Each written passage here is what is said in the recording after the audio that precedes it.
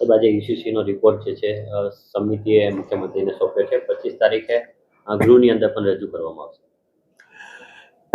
આજે યુસીસીની જે high level committee બની હતી એમણે પોતાનો એક વિસ્તૃત અહેવાલ માનનીય મુખ્યમંત્રીશ્રીને સોંપ્યો છે અને શ્રીમતી રંજનાબેન દેસાઈના નેતૃત્વમાં આ હાઈ લેવલ કમિટીએ ગુજરાતના બધા જ સ્ટેક હોલ્ડરો સાથે મિટિંગ કરીને એના સંદર્ભમાં ચર્ચા વિચારણાઓ કરીને એક વિસ્તૃત અહેવાલ રજૂ કર્યો છે.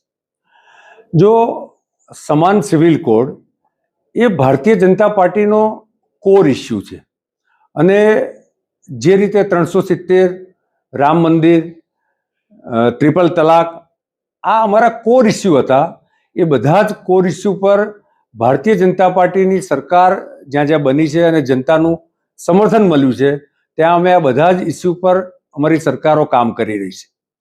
અને નરેન્દ્રભાઈનું જે વિઝન છે એક રાષ્ટ્ર શ્રેષ્ઠ રાષ્ટ્ર અને 2047 સુધીમાં વિકસિત રાષ્ટ્ર જો બનાવવું હોય તો દેશમાં જે રીતે બધા જ ધર્મો વચ્ચે સમાન ક્રિમિનલ કોડ છે એ જ રીતે સમાન સિવિલ કોડ હોવો જોઈએ.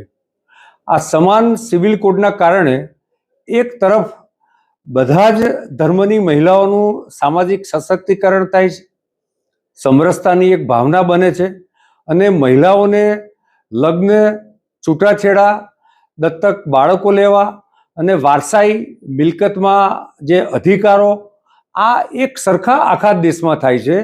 તો મને લાગે છે કે આવનારા સમયમાં ગુજરાત સરકાર દ્વારા લેવાનારો આ ઐતિહાસિક નિર્ણય છે અને સમાન સિવિલ કોડના કારણે સમાજના બધા જ વર્ગોને લાભ થવાનો છે.